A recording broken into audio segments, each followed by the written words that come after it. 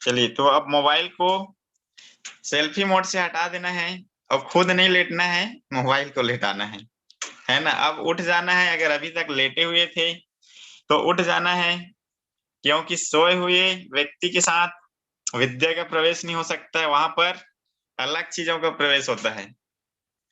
तो विद्या आएगा, नॉलेज आएगा तो इनकम ऑटोमेटिक बढ़ने वाला है। तो मैं लेके चलता हूँ आज की शानदार ट्रेनिंग की ओर, जहां पर बहुत ही बेहतरीन ट्रेनिंग है और मैं इसको कई बार बता चुका हूँ और बता रहा हूँ। तो आपका फिर से स्वागत है, वेलकम है आज की ऑनलाइन सेशन में, ऑनलाइन यूट्यूब में। आप सभी लोगों का बहुत बहुत स्वागत है, अभिनंदन है। Welcome to KTS system. KTS का मतलब है की टू सक्सेस, सफलता की चाबी। और आप लोग देख भी पा रहे होंगे, बहुत सारे लोग बहुत जल्दी सफल हो रहे हैं। तो ये एक बेहतरीन लाइन है जिसको बोलने में मुझे बहुत मजा आता है कि मुश्किल इस दुनिया में कुछ भी नहीं है। जी, मुश्किल इस दुनिया में कुछ भी नहीं है, फिर भी लोग इरादे तोड़ देते हैं। और अगर दिल में हो कुछ करने की चाहत तो सितारे भी अपनी जगह छोड़ देते हैं। जी, मुश्किल नहीं है इस दुनिया में कुछ भी, फिर भी लोग इरादे तोड़ देते हैं। अगर दिल में हो कुछ करने की चाहत तो सितारे भी अपनी जगह छोड़ देते हैं।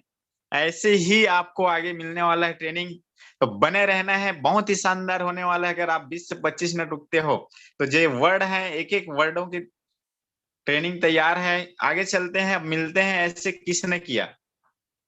तो ये है जिसकी कहानी सुन के आप रो डालोगे। यूट्यूब में अगर आप जाते हो तो सुनते हो, अरुणिमा सिन्हा करके एक महिला है, पहले लड़की थी, है ना। ये अरुणिमा सिन्हा करके एक लड़की थी जो बास्केटबॉल खिलाड़ी हुआ करती थी। बास्केटबॉल की खिलाड़ी थी और कहीं से मैच खेल के आ रही थी, ट्रेन से आ रही थी, गोल्ड की चैन पहने हुई थी। उसी दौरान चोर लोग आ जाते हैं, गुंडे बदमाश लोग आ जाते हैं ट्रेन में और छीना झपटी होता है। तो ये इनके अंदर आत्मविश्वास इतना मजबूत था कि इन्होंने आसानी के साथ नहीं लुटाया अपने आप को। इन्होंने नहीं दिया तो छीना झपटी के दौरान गुंडे लोगों ने इनको ट्रेन से बाहर फेंक दिया था, चलती ट्रेन से बाहर फेंक दिया था। और उस दौरान इनका एक पैर जो है ना डैमेज हो गया था, कट गया था। और मैंने उस वीडियो में देखा था कि रात भर, कहानी इन्होंने बताया कि रात भर ट्रेनें आती रही जाती रही और ये पड़ी रही और वहां पर खून बहता रहा, बेहोशी की हालत में थी। और चूहे चूहे जो थे वो पैर को ना कुतर रहे थे, बोलते हैं। इन्होंने बताया है, स्टेटमेंट दिया है। हालत एकदम खराब था जब सुबह हुई तो गांव वालों ने देखा यार कि कोई पड़ा हुआ है, तो उन्होंने वहां से हॉस्पिटल ले गया। हॉस्पिटल जाने के बाद वहां पर देखा कंडीशन बहुत ज्यादा खराब है, तो वहीं के लोगों ने ब्लड डोनेट किया। लेकिन वहां से फिर इनको बरेली रिफर किया गया, क्योंकि वहां पर दवाइयां मौजूद नहीं थी और इनके पैर में ज्यादा ही नुकसान हो चुका था, पैर काटना पड़ा, आधे कट चुका था उसको। और बरेली में आखिरकार में इनका इलाज संभव हुआ, लेकिन एक पैर जा चुका था, एक पैर काटा गया था, कट चुका था। बास्केटबॉल की खिलाड़ी थी। अब अगर बास्केटबॉल खिलाड़ी हो या क्रिकेट के खिलाड़ी हो या किसी चीज के भी रहे या नॉर्मल से भी इंसान रहे, अगर एक्सीडेंट हो जाए और उनका एक पैर न रहे तो क्या होगा। जो सपना था यहीं पे चूर चूर हो गया। जिस ड्रीम को लेके कई सालों से मेहनत कर रही थी, वो उनका पूरा का पूरा सपना खत्म हो गया, क्योंकि अब बास्केट वाले खेल ही नहीं सकती हैं, किसी प्रकार का खेल नहीं खेल सकती हैं, एक पैर जा चुका है। जैसे तैसे इलाज चलते रहा, लेकिन लेकिन मीडिया में खबरें आने लगी, पेपर में खबर आया कि अरुणिमा सिन्हा के पास टिकट नहीं था, इसलिए उसने डर के मारे ट्रेन से जंप लगाया। टीवी न्यूज में दिखाया जा रहा था कि अरुणिमा सिन्हा के पास टिकट नहीं था, इसलिए डर से वो ट्रेन से बाहर कूद गई। ऐसा टाइप से न्यूज दिखाया जा रहा था, क्योंकि उस टाइम इनके पास ना बोलने का था ना कुछ नहीं कर पा रही थी, तो बाहर मीडिया में ऐसा खबर चल रहा था। और यकीन ना हो तो आज जाके देखना इनका इंटरव्यू, इनका इंटरव्यू देखना आप अरुणिमा सिन्हा का, कि ऐसा इनके साथ हुआ कि नहीं हुआ। पहला चीज तो सपना टूट गया, दूसरा चीज तो पैर जा चुका है, लेकिन तीसरी चीज बहुत ही खतरनाक लोगों ने कर दिया, मीडिया ने कर दिया, कि अरुणिमा सिन्हा के पास टिकट नहीं था इसलिए उसने ट्रेन से जंप लगा दी, जबकि ऐसा नहीं हुआ था। हुआ अलग चीज था कि लूट पाट के दौरान इनको ट्रेन से बाहर फेंका गया था, लेकिन मीडिया ने इनके पूरे करियर की वाट लगा दी। न्यूज ने पूरा इनका मान सम्मान आत्मसम्मान सब खा गया। जब ये 6 महीना बाद ठीक होके आई मैडम, तब इन्होंने स्टेटमेंट दिया, बताया लोगों को, लेकिन कोई मानने को तैयार नहीं, क्योंकि बोला जाता है भाई साहब लोग आगे मतलब 100% राइट है ना। सोचो उस दिन इनके पास क्या रास्ता बचा, पैर भी जा चुका है, जीवन में दोबारा बास्केटबॉल नहीं खेल सकती हैं, ऊपर से बदनाम कर दिया गया। जाग देखोगे ना, इसीलिए मैं बोला था कि आपकी आंखों से आंसू आ जाएगा।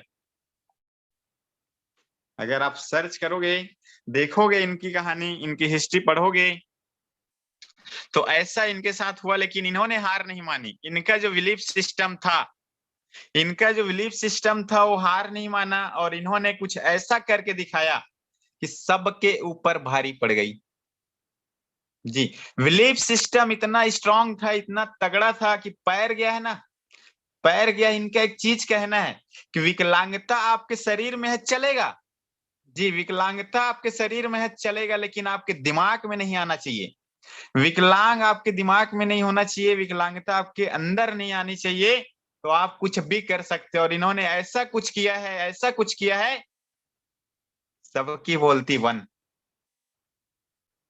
जी, जिन्होंने बोला था टिकट नहीं है इसलिए छलांग लगाई, पूरा उल्टा साबित करके दिखाया और स्टेटमेंट दिया कि विकलांगता आपके शरीर में है तो चल जाएगा, लेकिन विकलांगता आपके दिमाग में नहीं आना चाहिए।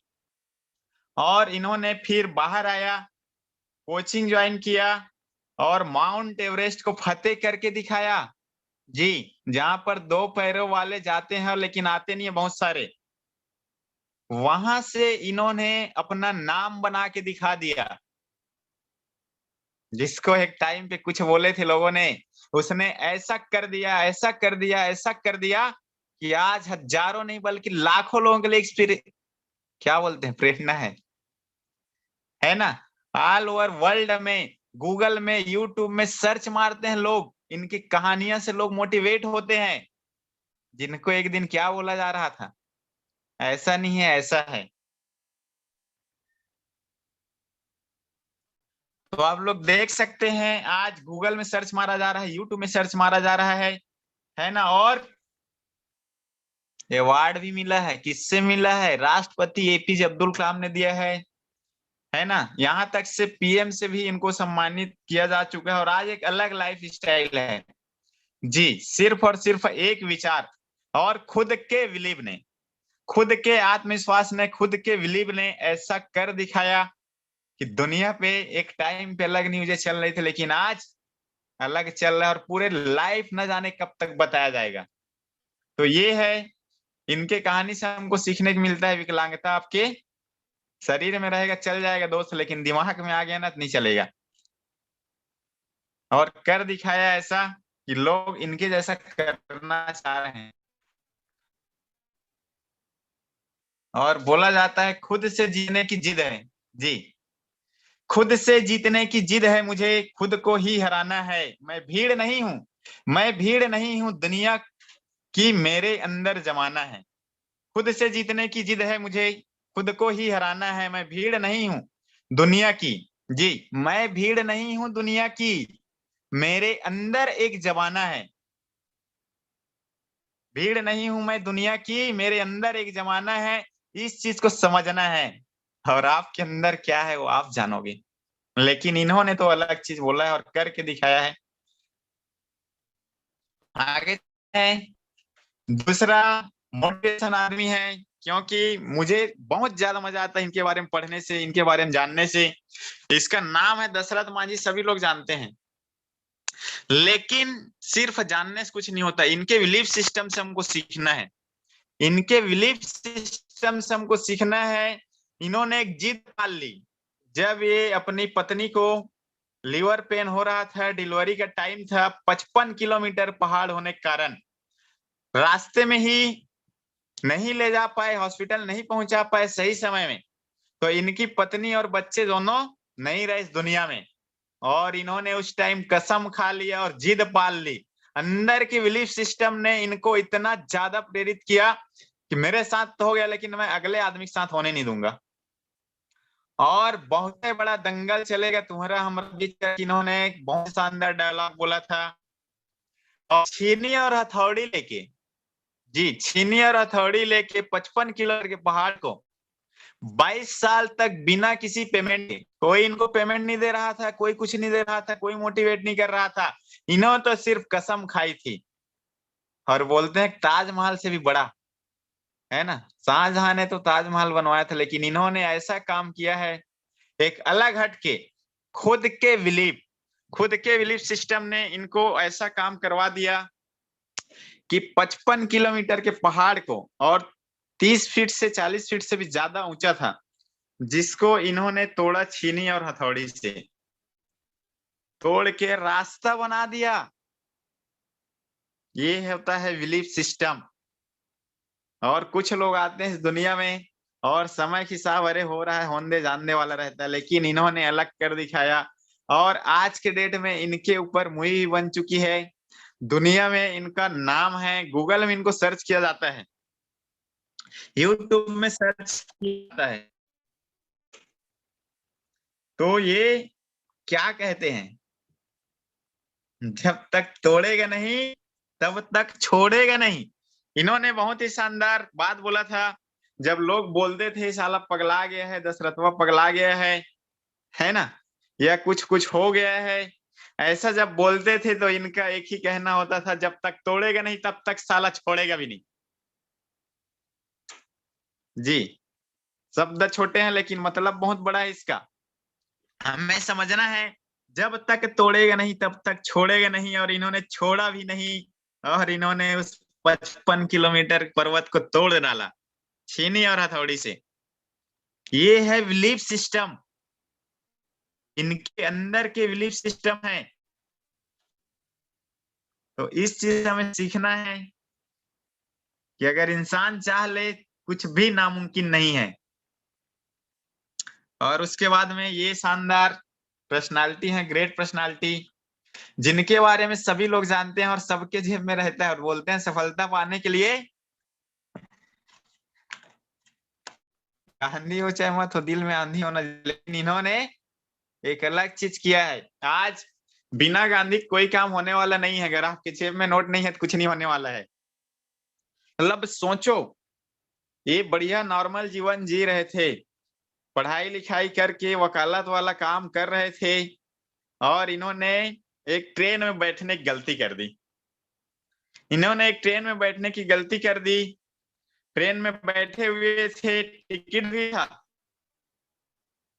लेकिन अंग्रेजों ने कहा कि तुम इस सिस्टम में नहीं बैठ सकते।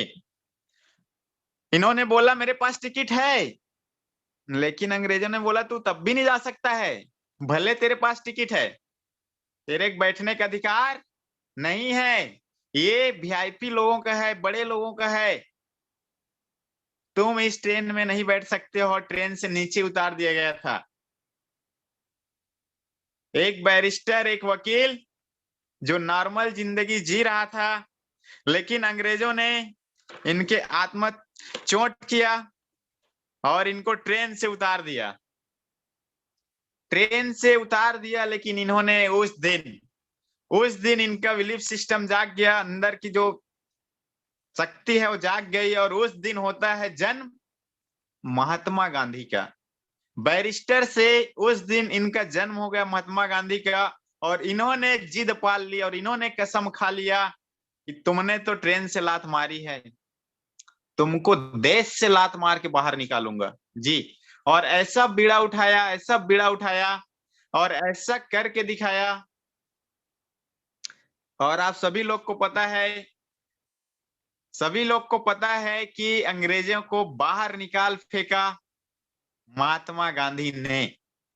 जिद पाल ली थी, जुनून बना लिया था कि मुझे ट्रेन से बाहर निकाले, टिकट होने के बावजूद। मतलब कुछ लोगों के लिए अलग कानून और कुछ लोगों के लिए अलग कानून, तानाशाही वाला काम। और अंग्रेजों का जमाना ही था, जमाना ही अंग्रेजों का था, तानाशाही वाला काम कि टिकट रहे चाहे मत रहे तेरे पास, उससे कोई मतलब नहीं है दोस्त। तू नहीं जा सकता, तू नहीं कर सकता, तू नहीं चल सकता, तेरे को बाहर जाना होगा, ऐसा उनका कहना था। लेकिन इन्होंने जिद पाल ली, कसम खा ली कि अगर मैं ट्रेन में नहीं जा सकता तो तू मेरे देश में भी नहीं रह सकता।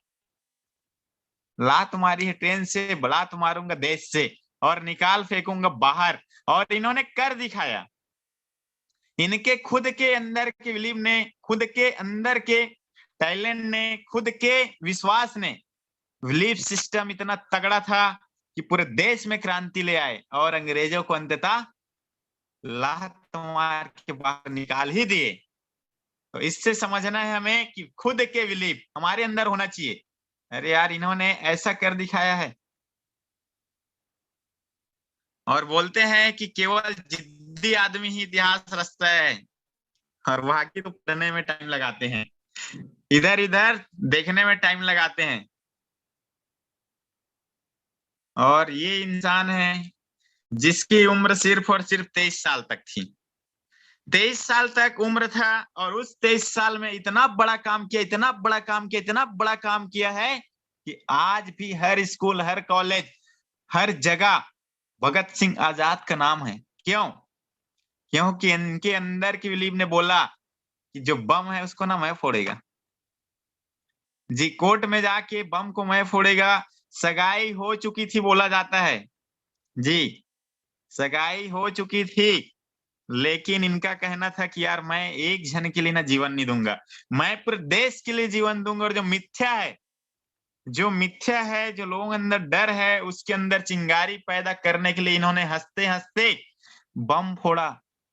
और चाहते तो छुप सकते थे, भाग सकते थे, कि इन्होंने बोला कि मैंने फोड़ा जी, कोर्ट में जाके बम फोड़ा और मैंने फोड़ा है करके हंसते हंसते इन्होंने देश के लिए जान दे दी, देश के लिए जान दे दी। बहुत ही बेहतरीन, इनको गूगल में सर्च किया जाता है और इन्होंने कुछ बोल के गया है कि जिंदगी तो अपने दम पर जी जाती है, जिंदगी तो अपने दम पर जी जाती है, दूसरे को कंधे पर तो जनाजे उठा करते हैं जी। भगत सिंह आजाद सिर्फ और सिर्फ 23 साल रहे और 23 साल में ऐसा कारनामा किया कि जिंदगी तो अपने दम पर जी जाती है, दूसरों के कंधे पर तो जनाजे उठा करते हैं। अगर समझ में आ गया हो तो अंदर से आग लगती है, और नहीं आ रहा हो तो चाय पीना है। आगे चलते हैं। भारत की पहली ऐसी महिला, पहली ऐसी लड़की जिसका नाम है मैरी कॉम। आज मैं इनका कहानी क्यों बता रहा हूं, क्योंकि इनसे ही सीख के हमारे अंदर बिलीव आया। यार, एक लड़की होके इन्होंने एशियन गेम देखा कि बॉक्सिंग मैच हो रहा था, जीतते हुए देखा, तो इन्होंने उस दिन अपने बिलीव को स्ट्रांग किया कि अपने स्टेट का नाम ना मैं रोशन करूंगी।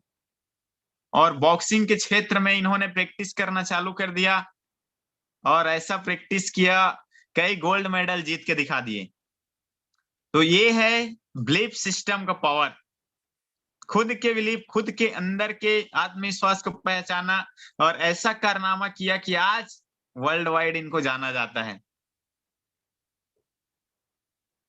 और इनके लिए बोला जाता है कि केवल जिद्दी आदमी ही इतिहास रचता है, समझदार आदमी तो पढ़ता है। और ये है नेल्सन मंडेला, जिनकी कहानी अगर आप पढ़ो तो बहुत ही बेहतरीन, आपको अंदर से बिलीफ सिस्टम आपका स्ट्रांग हो सकता है। क्योंकि ये 27 साल तक जेल में थे। 1 साल, 2 साल, 4 साल नहीं, 7 साल की सजा होती है इंडिया में, बोलते हैं अगर कोई कुछ कर दे तो बड़ा कारनामा। यह 20 साल की होती है, लेकिन इन्होंने 27 साल तक जेल में था, कुछ नहीं था, कोई जान नहीं, कोई पहचान नहीं, किसी से बात नहीं, कोई फायदा नहीं, कोई कुछ नहीं।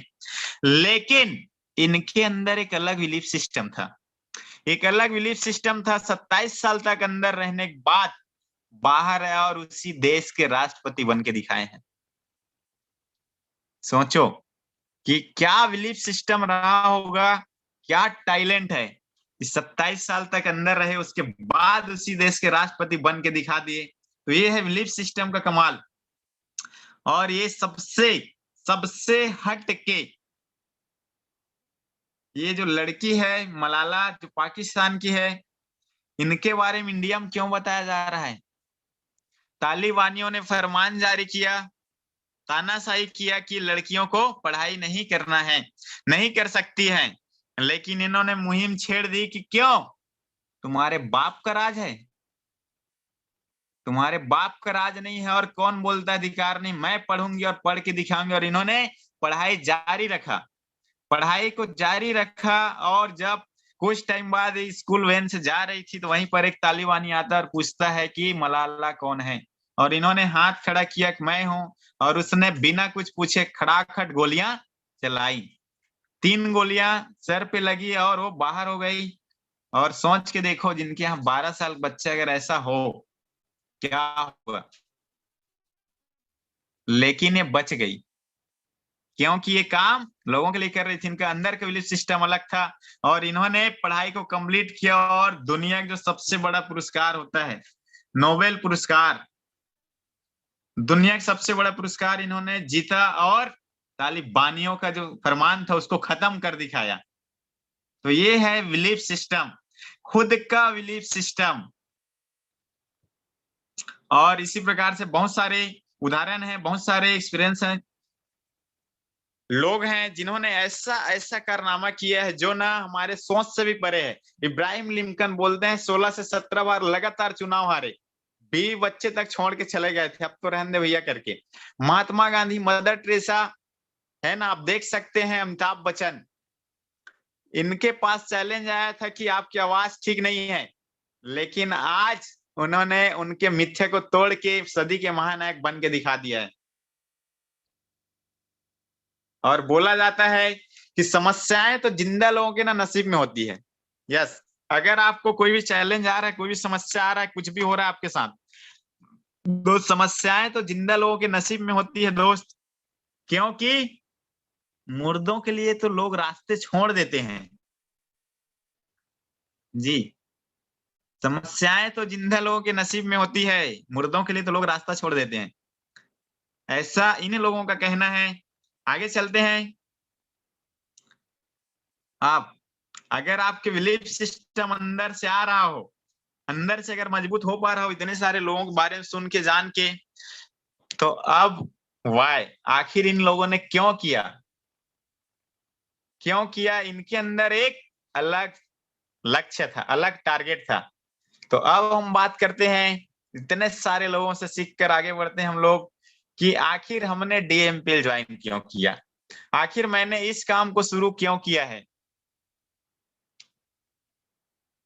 तो सफल लोग इस बिजनेस को सपनों के लिए कर रहे हैं जी। मैंने इतने सारे लोगों को बारे में बताया, दिखाया कि असंभव कुछ भी नहीं है।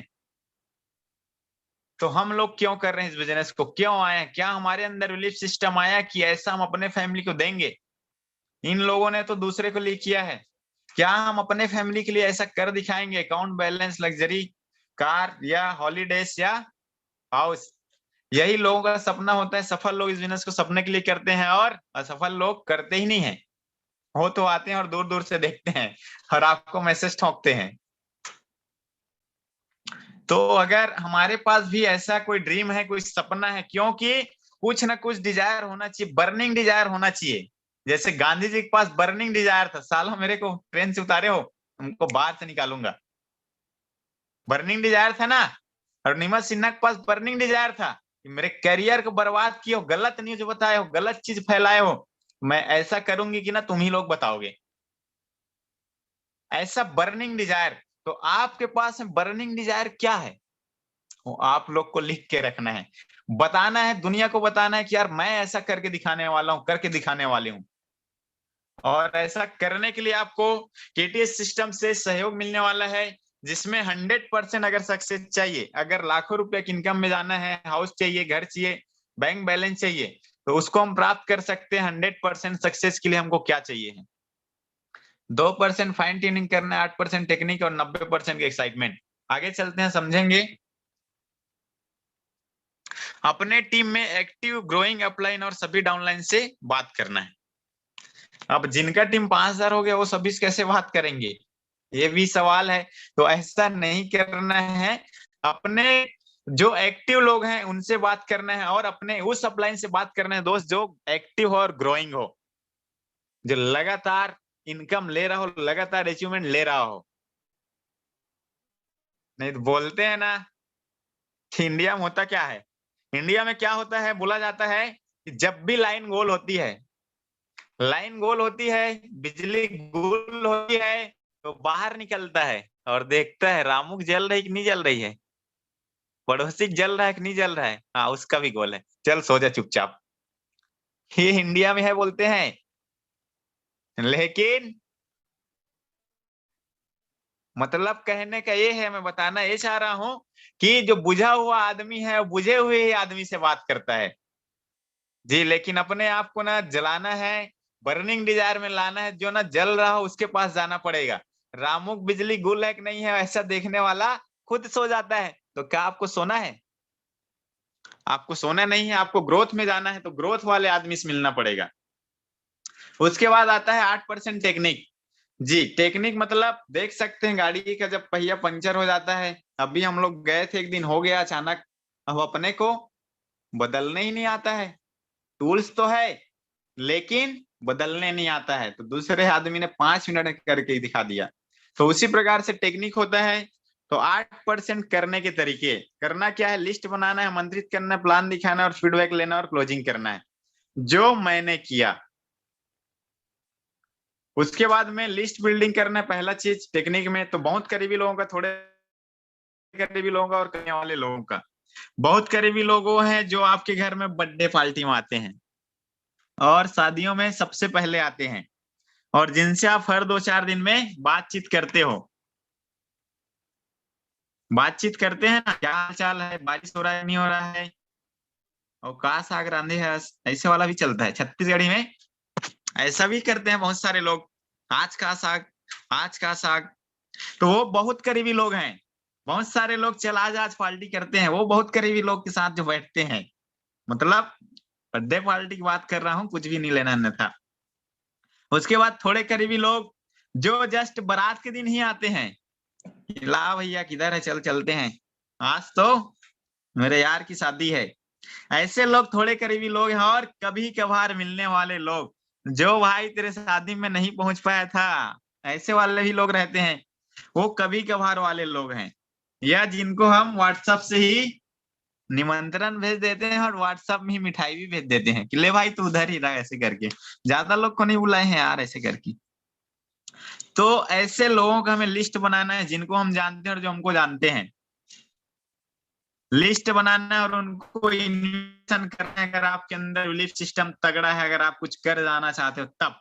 और प्रॉपर इन्विटेशन करना है, ज्योतिषी बनने का प्रयास नहीं करना है। इनविटेशन करना, चाहे स्टूडेंट हो, चाहे हाउस वाइफ, चाहे जॉब पर्सन, चाहे बिजनेसमैन। इसके लिए मैं शॉर्ट में नहीं बताऊंगा, आपको ना एक वीडियो मिलेगा।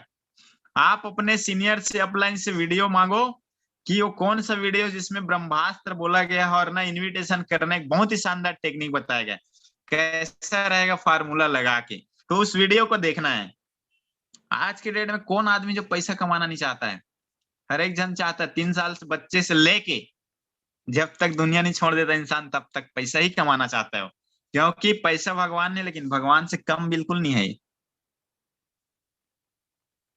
उसके बाद में इनविटेशन डायरेक्ट कर लिए, फिर स्टेटस मेंटेन करना है, प्रॉब्लम का सोल्यूशन का, और रोज कमाए पैसे। और ना छोटे छोटे, अगर स्टार्टिंग में है तो सिर्फ और सिर्फ व्हाट्सएप में स्टेटस मेंटेन करना है, नहीं तो मार्केट किंग कोबरा से भरा हुआ है ना। अगर अधूरी जानकारी रही तो वहां खतरनाक बोला जाता है।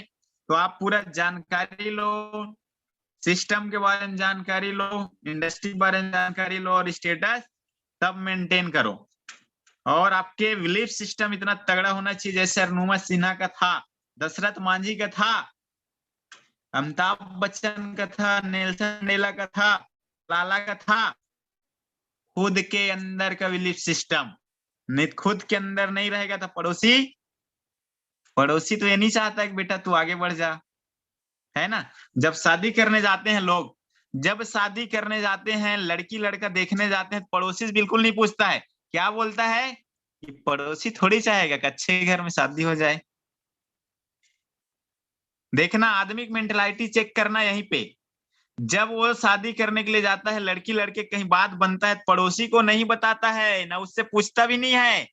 लड़का इंजीनियर है, डॉक्टर है, बढ़िया है, उस टाइम ये बोलता है कि अगर पड़ोसी को पता चल जाएगा तो भड़का देगा। लेकिन जब बात आती है लाखों कमाने की, तो उसी से पूछता है। तो भैया जब शादी के लिए वो ऐसा सोच सकता है कि पड़ोसी की अगर मैं सलाह लूंगा, पूछूंगा तो भड़काएगा, है ना, रिश्ता तोड़वाएगा, ऐसा बहुत सारा चीज आता है, कांड आता है। मैं तो बहुत गया हूँ लड़कियां देखने, अपने लिए नहीं भाई, अपने लिए नहीं, मेरा तो एक ही बार हो गया था, दोस्तों के लिए। तो वहां पे ऐसी खबर आता था, पड़ोसियों को नहीं बताना है कि लड़की मिल गई है या लड़का मिल गया है, उनसे डिस्कस नहीं करना है, बिल्कुल उनसे डिस्कस नहीं करना है, या ऐसे लोगों से जो उनके बारे में गलत सोचते हैं उनसे बचा के रखना है। लेकिन जब बात आती है करियर बनाने की और पैसा कमाने की, तो पूछता किससे है भाई, उसी से पूछ रहा है। तो यहाँ भी ध्यान देना है कि आपको आपके अंदर का बिलीव स्ट्रांग होना चाहिए, आपके अंदर की आवाज तगड़ा होना चाहिए, तब कहीं जाके आप इस बिजनेस में ना सफलता पा सकते हो। और ऐसा स्टेटस लगाना है, ऐसा स्टेटस लगाना है, ऐसा स्टेटस लगाना है, ऐसा स्टेटस लगाना है कि एक दिन पड़ोसी भी आके बोले भाई मोरो आईडी लगा देते, हमारा आईडी भी लगा देता, ऐसा बोलने पे मजबूर हो जाए। ऐसा आपको काम करना है। और उसके बाद all information on zoom, all information on zoom में ही देना है, खुद से प्लान प्रेजेंटेशन नहीं करना है। क्योंकि यार एक्सपर्ट बताने से अगर वो नहीं समझ पाएगा तो हमारे और आपके बताने से क्या समझेगा। 1000 लोग के बीच में अगर उसने जानकारी ली, उसके बाद भी उसको नहीं हो रहा है बिलीव, तो वो इंसान तो है लेकिन उतना मजबूत इंसान नहीं है। उसके बाद में जब उन्होंने प्लान प्रेजेंटेशन देख लिया तो आपको फॉलो अप करवाना है, फीडबैक दिलाना है। और आपका गोल्ड यहीं पे है, आपका डायमंड यहीं पे है। कोई भी आदमी सामने से आके नहीं बोलता, जैसे कोई भी लड़की सामने से आके नहीं बोलती है कि मैं तुमसे ही शादी करूंगी, तुम तो बहुत ही स्मार्ट हैंडसम हो, या कोई लड़का नहीं बोलता है जाके इतने के बाद मैं तो तुमसे ही शादी करूंगा। वहां पर फॉलो अप चलता है। लो ठीक है ना, नंबर छोड़ दे रहा हूँ, हम बताते हैं अपने घर में बात करके करके। होता है ऐसा। अब जो लोग देखने गए उनको पता है, हम नहीं गए हैं उनको मैं बता रहा हूँ ना यार, होता है ऐसा। ऐसा ही होता है, देख लेते हैं लड़की बढ़िया है, लड़का बढ़िया है, पसंद है दोनों को, सब चीज ठीक ठाक है, लेकिन परिवार में और डिस्कस करना पड़ता है। तो डिस्कस करने के लिए फिर हम फोन करते हैं, बात करते हैं कि का हुई सगा, छत्तीसगढ़ी में बोलते हैं भाई ऐसा, अलग अलग राज्य में अलग अलग बोलते होंगे क्या हुआ, लेकिन सभी जगह ऐसा होता है। फिल्मों में भी दिखाया जाता है, सीरियल्स में भी दिखाया जाता है कि एक बार में रिश्ता पक्का नहीं होता है कि चल तुरंत वरमाला डाल और तुरंत चट मंगनी और पट विवाह, ऐसा होता है। लेकिन उसको अलग मैरिज बोलते हैं। लेकिन अरेंज मैरिज में ऐसा नहीं होता है। तो यहाँ पर हम लोग करने वाले हैं सम्मान पूर्वक काम। तो यहाँ पर भी हमको ना फॉलो अप करना पड़ता है। फॉलो अप करते टाइम जैसे आप शादी में बताते हो ना, भले बेचारा 10-20 हजार कमा रहा है लेकिन 15 बता रहा है, भले 10 ही फैल है लेकिन बता रहा है कॉलेज किया हूँ। ऐसा होता है। तो यहाँ पर हमें फॉलो अप करना है तो अपने अपलाइन के माध्यम से कराना है। जैसे शादी के टाइम पे खुद दूल्हा फोन नहीं करता है, बता रेशमा शादी करेगी कि नहीं करेगी करके, होता है ना। थर्ड पार्टी वहां पे इस्तेमाल किया जाता है। उसी प्रकार से यहाँ पर भी हमें थर्ड पार्टी मतलब हमारे अपलाइन से बातचीत करवाना है कि आज आपको जो लिंक भेजा गया था मेरे दोस्त, उसके लिए फीडबैक कॉल है। मेरे बारे में बता देना आप कि मैंने सही टाइम पे आपको सर्विस दे पाया कि नहीं दे पाया। तो फिर सीनियर वहां पर बातचीत कर लेंगे, हाँ मोहन जी बोलिए और क्या है कैसे है, वो सब चीज कर लेंगे। तो इतना ही आपको करना है, फिर फॉलो अप हो जाएगा। उसके बाद में ना रूल्स आएगा 80-20 का, जैसे कि शादी में भी होता है। शादी में भी 80-20 के रूल्स काम करता है। सब चीज बढ़िया बना बनाया था, लेकिन जीजा ने मना करवा दिया, मामा जी ने टांग लड़ा दी, अरे वो तो ऐसा वैसा करके। अब देखो कुछ लोग हंस रहे हैं, हुआ है मतलब इसका, कुछ कुछ लोग के साथ हुआ है ऐसा कांड। कोई ना कोई आ जाता है डेढ़ होशियार और बोलते हैं अधिकतर शादियां एक तो जीजा तुड़वाता है या तो मामा तुड़वाता है, ऐसा होता है। बोलते हैं पता नहीं, अपना तो ऐसा कुछ नहीं हुआ, एक ही बार हुआ सब चीज राइट। और जिनके एक ही बार में वो लोग हंस रहे हैं या जिनका टूट टूट के वो लोग हंस रहे हैं। तो जब हमने इनविटेशन दिया, क्लोजिंग कराया, तो यहाँ पर कोई ना कोई मामा आ ही जाता है। तो यहाँ पर 100 लोग को बताएंगे तो 20% ही लोग करेंगे। और आपको भी पता है, बोला जाता है कि लड़की लड़का को पसंद है तो कर दे भैया, है ना, दोनों को पसंद आना चाहिए तो कर दो, आगे बढ़ाओ। लेकिन कहीं कहीं मामा का चलता है और कहीं कहीं जीजा का चलता है, तो जहां उनका चलता है वहां कुछ नहीं होता है। जहां लड़की और लड़के के चलते हैं वहां जरूर शादी हो जाता है। तो सेम चीज यहाँ पर हमारे बिजनेस में होने वाला है कि 100 लोगों को बताएंगे और 20 लोग ही हमारे साथ आएंगे, 80% लोग बाद में आते हैं। शादी दोबारा नहीं हो सर होलत भैया, एक ही करना, डबल टिबल करोगे ना पड़ेगा, है ना। तो यहाँ पर हमें समझना है रूल्स को कि 100 लोग को अगर हम बताते हैं, शादी से सीधा समझना है यार कि एक ही बार में नहीं होता है, 8 बार 10 बार 15 बार 20 बार, कई लोग तो 3-3 साल तक देखते हैं, उसके बाद भी होता है। और एक्साइटमेंट, जो तीसरा चीज है, एक्साइटमेंट चाहिए। जब आपको 80-20 का रूल्स मालूम है तो एक्साइटेड रहना है कि मोना ने मना कर दिया तो क्या हुआ, रश्मि अभी बाकी है भाई, है ना, नेक्स्ट अभी बाकी है। ऐसा नहीं है कि एक ही लड़की थी, अभी तो और बहुत सारी है।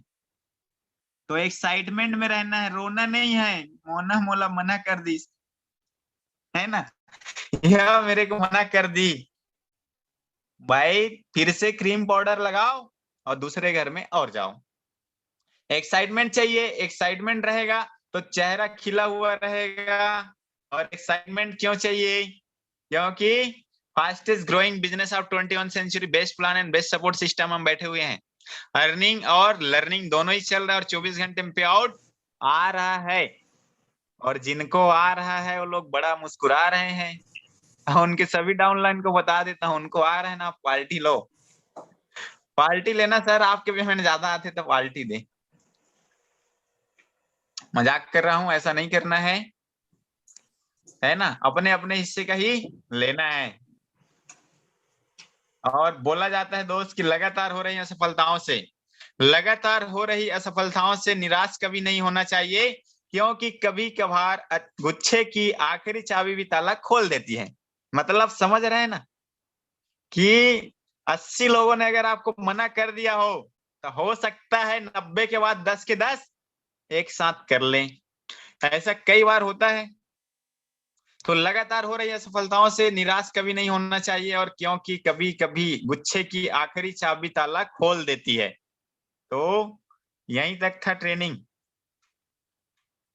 और थैंक यू वेरी मच, दिल से